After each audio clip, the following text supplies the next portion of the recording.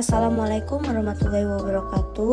Di sini saya Della Evrintina akan mempresentasikan tentang Islam dalam ekonomi yang dibimbing oleh Ibu dosen Octavia Devalusia Dwi Anggraini SHI ME SY. Yang pertama yakni definisi ekonomi. Ekonomi Islam adalah sebuah sistem ilmu pengetahuan yang menyoroti masalah perekonomian.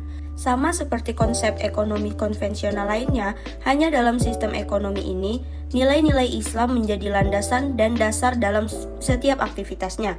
Dalam ekonomi Islam, riba atau bunga dilarang, serta ditekankan pada keseimbangan antara keuntungan dan tanggung jawab sosial. Masa kini, ekonomi Islam sedang tumbuh dengan pesat di seluruh dunia. Hal ini dapat dilihat dari semakin banyaknya produk dan jasa keuangan syariah yang ditawarkan oleh bank-bank dan perusahaan-perusahaan, serta semakin banyaknya negara yang menetapkan sistem ekonomi syariah.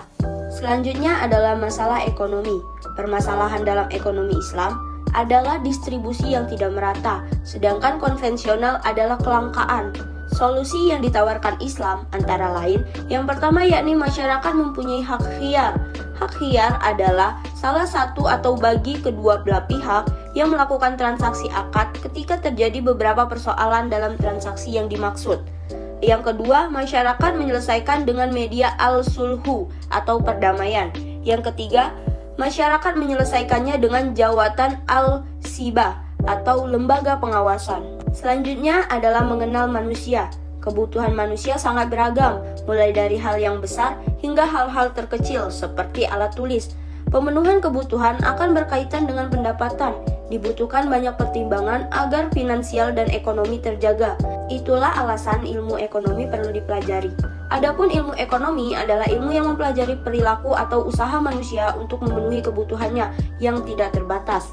Di sisi lain, hal ini terbentuk dengan sumber daya ekonomi yang terbatas. Di sini dijelaskan ada 4 kebutuhan manusia. Yang pertama, kebutuhan ekonomi menurut intensitas, yang berisikan 3 kebutuhan yakni kebutuhan primer, kebutuhan sekunder, dan kebutuhan tersier. Lalu yang kedua, kebutuhan berdasarkan waktu, yang berisikan 4 kebutuhan yakni kebutuhan sekarang, kebutuhan akan datang, kebutuhan tidak terduga, dan kebutuhan sepanjang waktu. Lalu ketiga, kebutuhan menurut sifat, yakni kebutuhan jasmani dan kebutuhan rohani. Lalu yang keempat, kebutuhan menurut subjek, kebutuhan individu dan kebutuhan sosial. Selanjutnya yakni kefitrahan alam dan manusia. Hubungan antara manusia dan alam ini sejatinya bersifat afirmatif, dan itu merupakan relasi yang ideal antara keduanya. Manusia sebagai makhluk aktif dan bertanggung jawab harus mampu mengoptimalkan alam raya ini untuk meraih kemakmuran dan kebaikan umat manusia. Hanya saja dalam konteks pembangunan, terutama infrastruktur, ekses negatif dari pengejawantahan makna khalifah ini tidak dapat dihindari, sehingga sedikit banyak relasi yang bersifat negatif antara manusia dan alam pasti terjadi. Untuk itu, dalam mengejawantahkan makna khalifah dalam pembangunan, perlu dilakukan kajian dalam terkait ekses negatifnya. Tujuannya agar kerusakan tidak terjadi secara luas dan bisa ditanggulangi dengan menyeimbangkan kembali ekosistem secara berkala dan berkelanjutan. Lalu, Islam dan kefitrahan. Islam adalah agama fitrah. Agama yang fitrah berarti agama yang sesuai dengan kodrat yang ada pada keadaan asli manusia.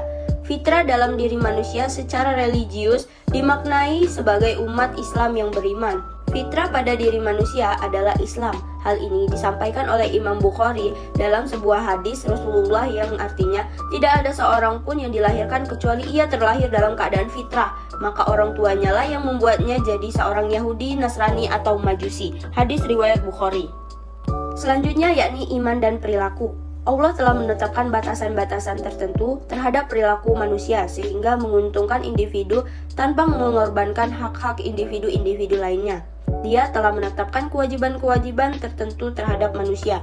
Penampilan atau perilaku mereka yang ditetapkan dalam hukum Allah yaitu syariah harus diawasi oleh masyarakat secara keseluruhan. Berdasarkan aturan Islam, hak-hak yang diterima oleh manusia dari Allah dalam kaitan dengan persoalan-persoalan sosial merupakan kewajiban-kewajiban manusia terhadap umat muslim. Yang terakhir yakni perilaku ekonomi.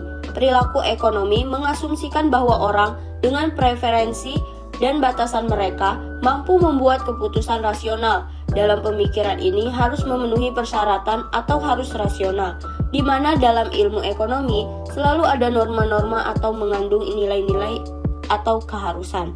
Karena itu, ilmu ekonomi dapat digolongkan dalam disiplin ilmu modern karena ia harus hidup dan tumbuh dalam atmosfer modernitas.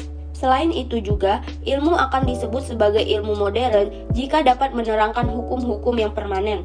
Ilmu ekonomi berusaha menerangkan hukum-hukum yang permanen terutama tentang perilaku ekonomi manusia. Ekonomi menjadi ilmu ketika berhasil menerangkan fenomena-fenomena ekonomi dengan aturan-aturan yang ajak atau swaregulasi, seperti adanya hukum permintaan dan penawaran, hukum pasar, dan sebagainya. Hal ini dapat dicapai dengan secara efektif menimbang biaya dan keuntungan dari setiap pilihan yang tersedia bagi mereka. Sekian presentasi dari saya, kurang lebihnya saya mohon maaf. Saya akhiri, wassalamualaikum warahmatullahi wabarakatuh.